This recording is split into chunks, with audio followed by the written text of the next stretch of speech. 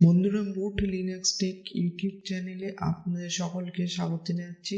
আপনারা হয়তো দেখে থাকবেন অন্যান্য সময়ে ইন্টারনেট ব্যবহার করার থেকে আমরা যখন apt-get আপডেট, আপগ্রেড বা ইনস্টল কমান্ডটি ব্যবহার করে থাকি তখন আমাদের ইন্টারনেটের স্পিড অনেকটাই কমে যায়। তো আজকের ভিডিওতে আমি আপনাদের দেখাবো এই সমস্যাটির কি করে সমাধান করতে হয়। সবার প্রথমে আমি টার্মিনাল খুলে আপনাদের দেখিয়ে দিচ্ছি যে আমার এপিটি আপগ্রেডের সময় কিরকম স্পিড দিচ্ছে।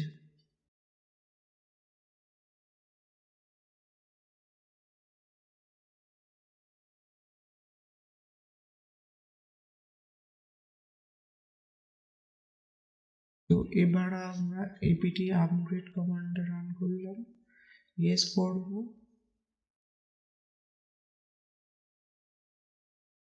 এবং আপনারা দেখতে পাচ্ছেন এখানে 782 kbps এর কাছাকাছি স্পিড দিচ্ছে।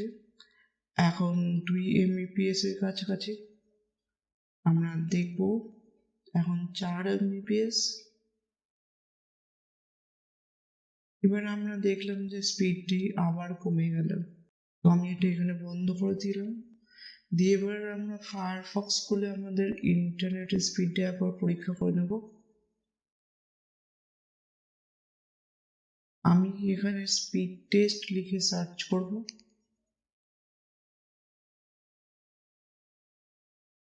এবং এখান থেকে রান স্পিড টেস্ট করব। তো এখানে আমরা দেখতে পাচ্ছি আমার যে ইন্টারনেট স্পিড সেটি প্রায় 50 মেগাবিটস পার সেকেন্ড। আপডেট স্পিড আমাদের দরকার নেই, তা আমরা এখান থেকে বন্ধ করে দিচ্ছি। তো সবার প্রথমে আমাদের যে কাজটি করতে হবে সেটি আমাদের একটি প্যাকেজ ইনস্টল করতে হবে।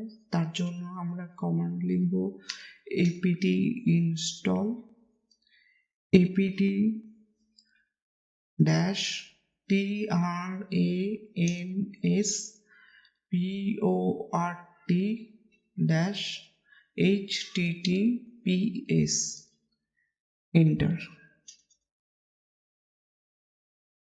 তো এটি খুবই ছোট একটি প্যাকেজ, 109 কেবির।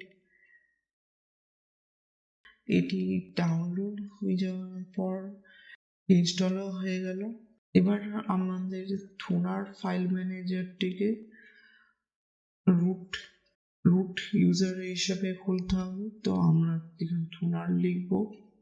এবার আমাদের একটি ডাইরেক্টরিতে যেতে হবে যেটি হলো etc/ এবং আমাদের এখান থেকে গিয়ে একটি ফাইল সার্চ করতে হবে, যে ফাইলটির নাম হলো resolv.conf।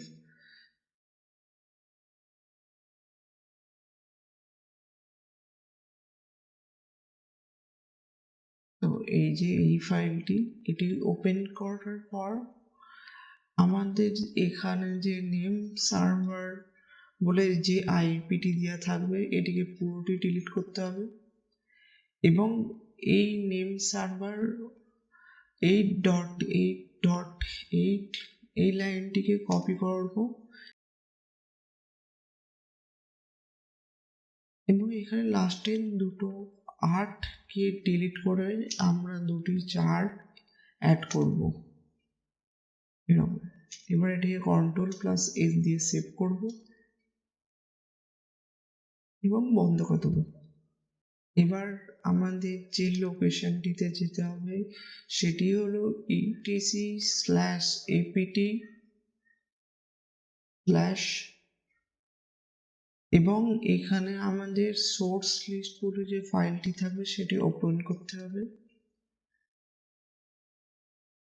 এবং এখানে dev http বলে যে লাইনটি থাকবে সেটির প্রথম http-টির পাশে শুধু একটি s যোগ করতে হবে। এবং Ctrl+S দ্বারা এটিকে সেভ করব, বন্ধ করব এবং আমরা এখানে গিয়ে আরেকবার apt-get কমান্ডটি চালিয়ে দেখব। এখানে ইয়েস করব